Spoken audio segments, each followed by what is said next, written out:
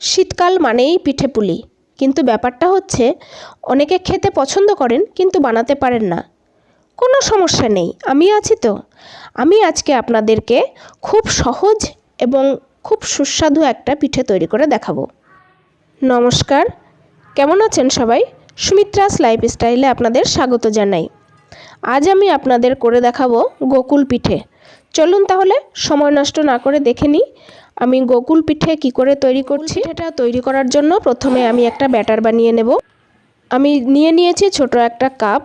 এই কাপ মেপে আমি নিয়ে নিচ্ছি 2 কাপ মতো ময়দা, আর নেব 1 কাপ চালের গুঁড়ো। মানে আমি চালের গুঁড়ো যতটা নেব তার ঠিক ডবল নেব ময়দা। চালের গুঁড়ো বেশি দিলে পিঠেটা শক্ত হয়ে যাবে। আর দিচ্ছি হাফ চামচ মতো নুন। এবার ফুটিয়ে ঠান্ডা করে নেওয়া দুধ দিয়ে আমি একটা ঘন ব্যাটার তৈরি করে নেব। অল্প অল্প করে দুধ দিয়ে আমি ব্যাটারটা বানিয়ে নেব। একসঙ্গে বেশি দুধ দিয়ে দিলে ব্যাটারটা পাতলা হয়ে যেতে পারে, আর ব্যাটার পাতলা হয়ে গেলে কিন্তু পিঠে বানাতে অসুবিধা হবে। একটু সময় নিয়ে ভালো করে ব্যাটারটা ফেটাতে হবে, তাহলে পিঠেটা ভালো হবে। ব্যাটারের থিকনেসটা দেখে নিন, একটু এরকম হবে, এর থেকে পাতলা বা গাঢ় হবে না। এবার আমি এটাকে ঢাকা দিয়ে রেখে দেবো আধ ঘন্টার জন্য। এটা এদিকে ঢাকা থাক, আমি বাকি কাজগুলো করে নিই। আমি এলাচগুলো ভেজে গুঁড়ো করে নেব। নিয়েছি 1 বাটি নারকেল কোড়া।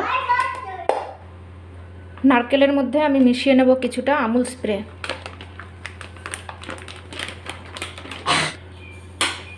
হাত দিয়ে মিশিয়ে নেব।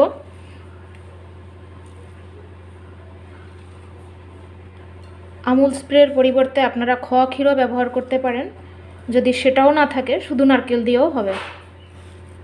নারকেলের সঙ্গে দুধটা খুব ভালো করে মেশানো হয়ে গেছে। এবার আমি এটাকে কড়াইতে দিয়ে দেব। আর দিয়ে দিচ্ছি খেজুরের গুড়, আপনারা চাইলে চিনিও দিতে পারেন। এবার আমি সব কিছু খুব ভালো করে মিশিয়ে নেব। পুরো প্রসেসটা আমি লো ফ্লেমেই করব। পুরটা বানানোর সময় ঘন ঘন নাড়তে হবে, না হলে ধরে যেতে পারে। এদিকে মাসি আমার এলাচের গুঁড়োটা করে দিচ্ছে। সব কিছু খুব সুন্দর করে মিশে গেছে। একটা মিক্সিং বোলে নিয়ে নিচ্ছি কিছুটা কাজু, আর দেবো কিছুটা অ্যালমন্ড। এটাকে আমি একটু গুঁড়ো করে নেব। এবার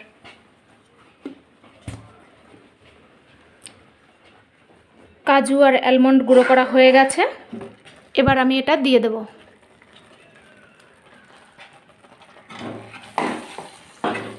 ভালো করে মিশিয়ে নেব। অ্যালমন্ড আর কাজু মেশানোর পরে আমি দিয়ে দিচ্ছি কিছুটা পরিমাণে কিশমিশ, গোটা কিশমিশ। এটাকেও মিশিয়ে নেব। পুরটা মোটামুটি রেডি হয়ে গেছে।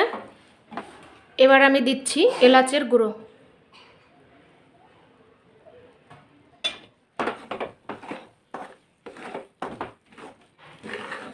হয়ে গেছে, এটা নামিয়ে নেব।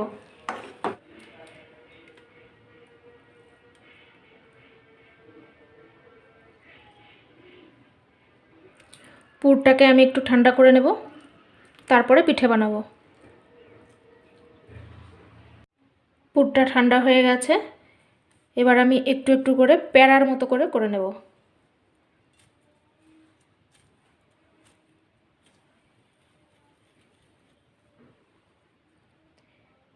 ছোট ছোট যেরকম প্যারা হয় সেরকম।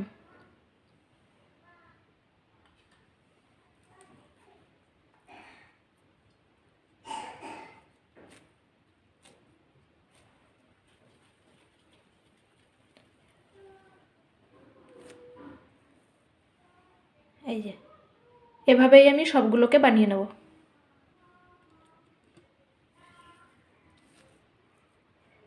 সবগুলো পিঠের শেপ দেওয়া হয়ে গেছে। এবার আমি পিঠেগুলো ভেজানোর জন্য প্রথমে আমি শিরাটা বানিয়ে নেব। দিয়ে দিচ্ছি 1 কাপ চিনি, আর দেব 2 কাপ জল। মানে যতটা চিনি দেব তার ডবল জল দেব।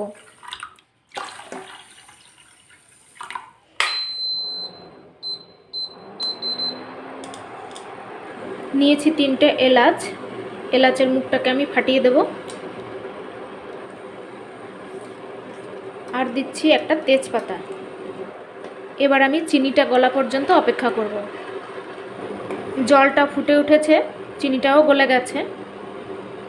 আমি একটা পাতলা শিরা বানাবো। শিরাটাও রেডি হয়ে গেছে। এই শিরাটা 1 তার বা 2 তারের হওয়ার কোনো দরকার নেই, এরকম পাতলা হলেই চলবে। এটা বন্ধ করে রাখছি।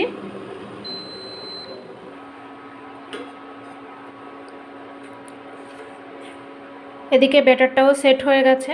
এবার আমি পিঠেগুলো ভেজে নেব। আর একটু ফেটিয়ে নিই। এবার পিঠেগুলো ভাজার পালা। কড়াইতে দিচ্ছি সাদা তেল। তেলটা গরম হয়ে গেছে। এবার আমি পিঠেগুলো ভেজে নেব।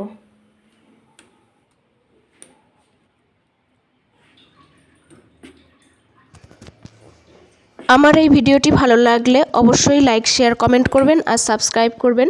পাশে থাকা বেল আইকনটি অবশ্যই প্রেস করবেন যাতে প্রত্যেকটি ভিডিও আপনাদের কাছে পৌঁছে যায় খুব সহজেই।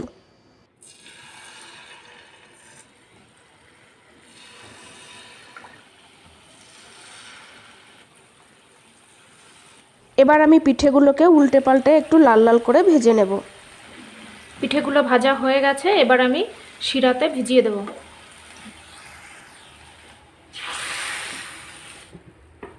এভাবেই আমি সবগুলো পিঠে ভেজে নেব।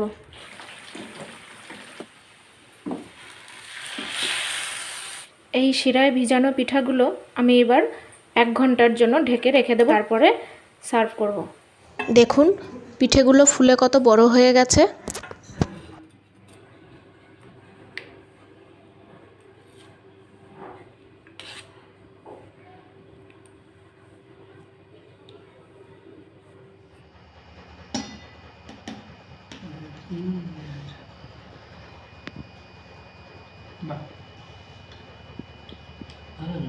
কি খাচ্ছ এটা?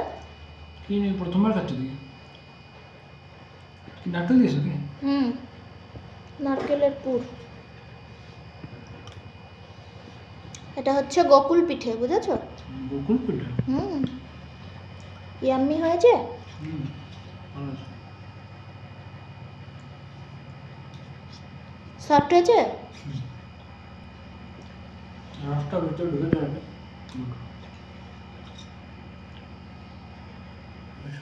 হ্যাঁ, তার শুকনোটা খেয়ে দেখো এবার। ওটা ভেজানো না শিরাতে।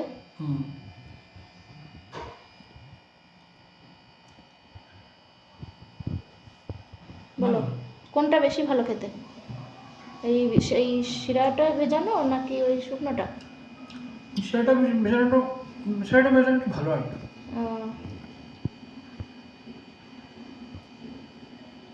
এটাও খারাপ লাগছে না।